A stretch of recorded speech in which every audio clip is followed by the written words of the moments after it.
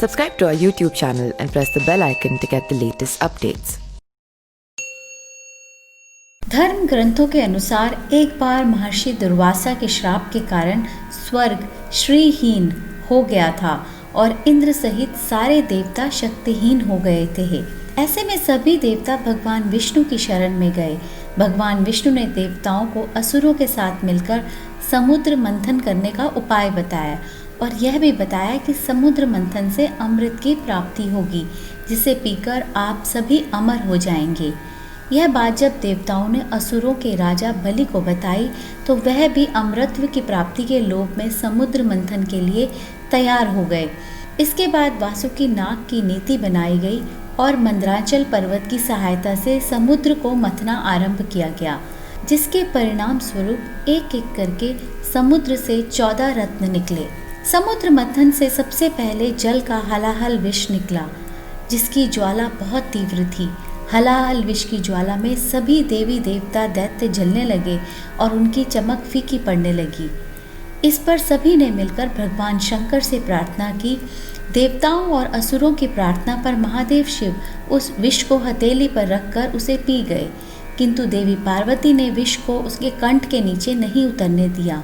अतः हलाहल विष के प्रभाव से शिव का कंठ नीला पड़ गया, इसलिए महादेव को नीलकंठ भी कहा जाता है। हलाहल विष को पीते समय शिव की हथेली से थोड़ा सा विष पृथ्वी पर टपक गया, जिसे सांप, बिच्छू आदि विषैले जीव जंतुओं ने ग्रहण कर लिया। हलाहल विष के बाद समुद्र मंथन से कामधेनु गाय बाहर निकली। यह अग्निहोत्र यज्ञ की सामग्री उत्पन्न करने वाली थी, इसलिए ब्रह्मवादी ऋषियों ने उसे ग्रहण कर लिया। कामधेनु का वर्णन पौराणिक गाथाओं में एक ऐसी चमत्कारी गाय के रूप में मिलता है जिसमें दैवीय शक्तियां थी और जिसके दर्शन मात्र से ही लोगों के दुख व पीड़ा दूर हो जाती है। यह कामधेनु जिसके पास भी होती है उसे हर तरह के चमत्कारिक लाभ होता है। इस गाय का दूध अमृत के समान माना जाता है।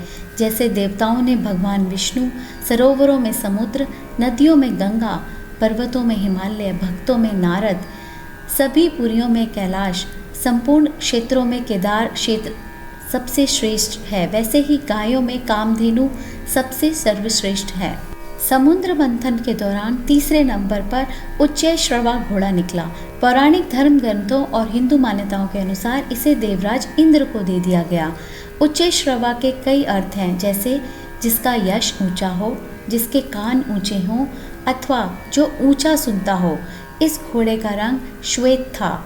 उच्चैश्रवा का पालन पोषण अमृत से होता था और इसे घोड़ों का राजा कहा जाता था। समुद्र मंथन के दौरान चौथे नंबर पर ऐरावत हाथी निकला। ऐरावत देवताओं के राजा इंद्र के हाथी का नाम है।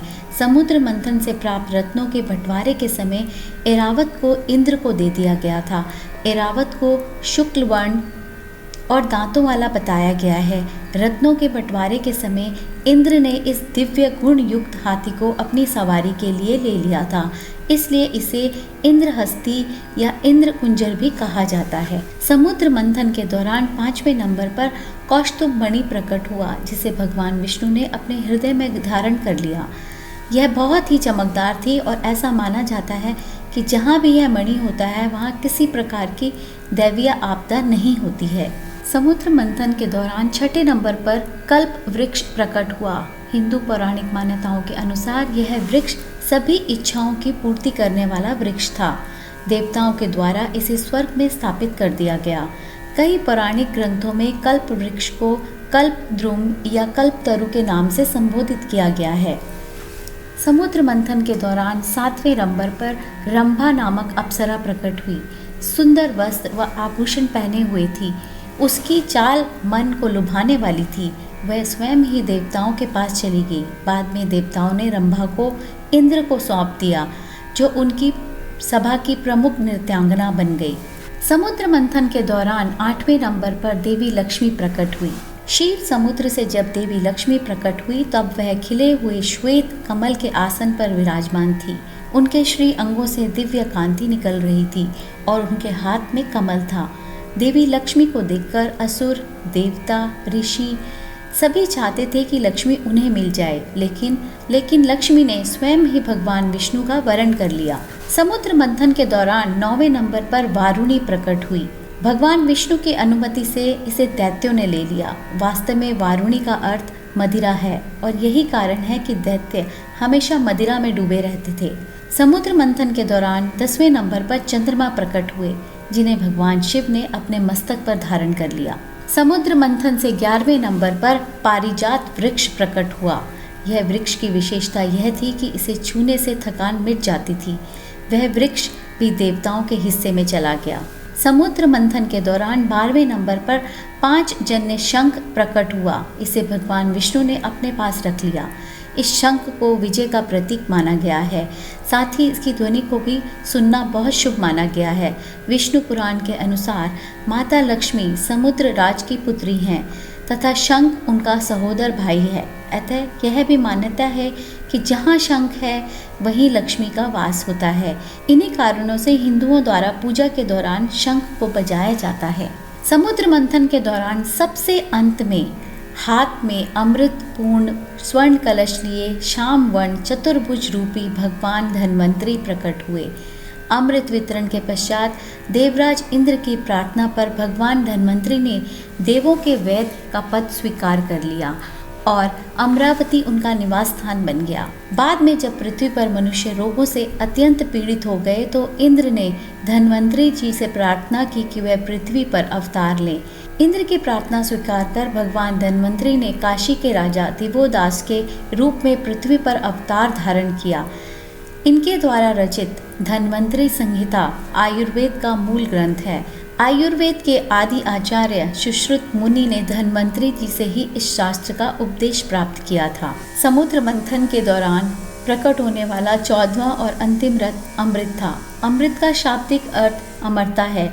भारतीय ग्रंथों में यह अमृत को प्रदान करने वाला रसायन के अर्थ में प्रयुक्त होता है। यह शब्द सबसे पहले ऋग्वेद में आया, जहाँ यह सोम के विभिन्न पर्यायों में से एक था। अमृत को देखकर दानव आपस में लड़ने लगे। तब भगवान विष्णु ने मोहिनी का रूप धारण कर छल पूर्वक देवताओं को अमृत पान करवा दिया। यह जानकारी आप तक शैलजा ध्वानी द्वारा पहुंचाई गई।